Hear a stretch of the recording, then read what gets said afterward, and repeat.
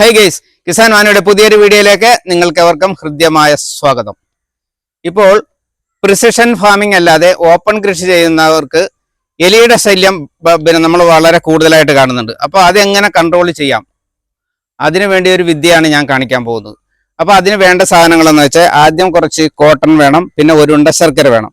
അപ്പോൾ ഇതുകൊണ്ട് എങ്ങനെയാണ് അത് നിർമ്മിക്കുന്നത് എന്നുള്ളത് ഞാൻ കാണിച്ചു തരാം. നമുക്ക് വീഡിയോയിലേക്ക് പോവാം.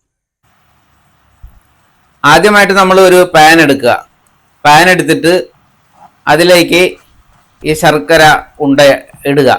ഇട്ടിട്ട് നല്ല പോലെ ഈ ശർക്കര ഉരുക്കിയെടുക്കുക. ഉരുക്കി നന്നായിട്ട് കംപ്ലീറ്റ് അതിൻ്റെ കട്ടയും അഴുക്കുമൊക്കെ കളഞ്ഞിട്ട് നന്നായിട്ട് നമ്മൾ അരിച്ച് നന്നായിട്ട് എടുക്കുക.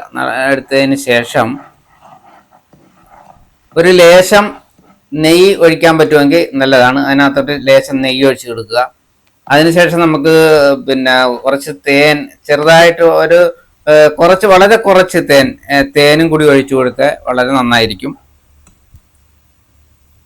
ഇനി നമ്മൾ ചെയ്യേണ്ടതെന്ന് വെച്ചാൽ നമ്മൾ വാങ്ങിച്ചു വെച്ച പഞ്ഞി എടുത്തിട്ട് ചെറുതായിട്ട് ഇങ്ങനെ ഒരു ചെറിയ ഉരുളകളായിട്ട് നല്ലപോലെ ഇങ്ങനെ ഉരുട്ടി പഞ്ഞി ചെറിയതായിട്ട് എടുക്കുക.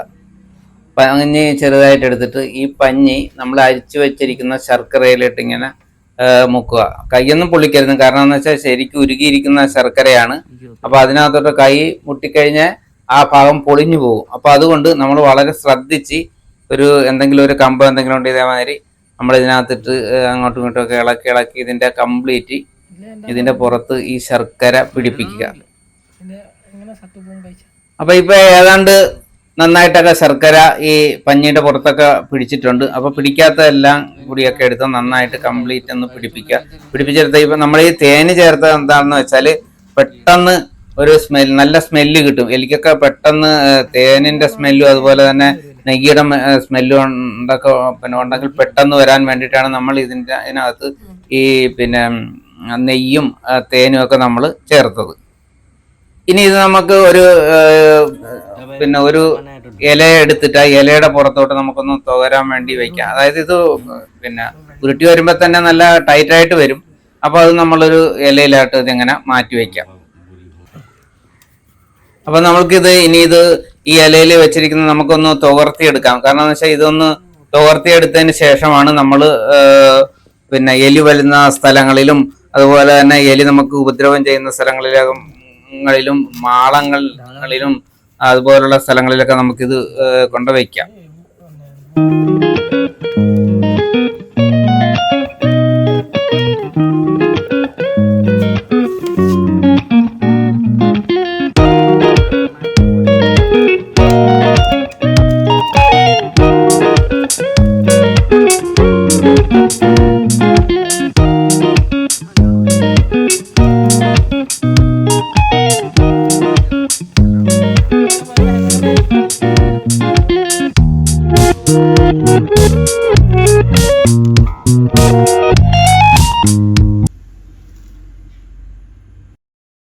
ഇതിപ്പോ ഒരു എലി കുഴിയുണ്ട്. അപ്പൊ അത് നമ്മൾ ഇതേമാതിരി എടുത്തിട്ട് ഒരു 1 2 3 ഒരു 3-4 ഇങ്ങനെ വെക്കുക.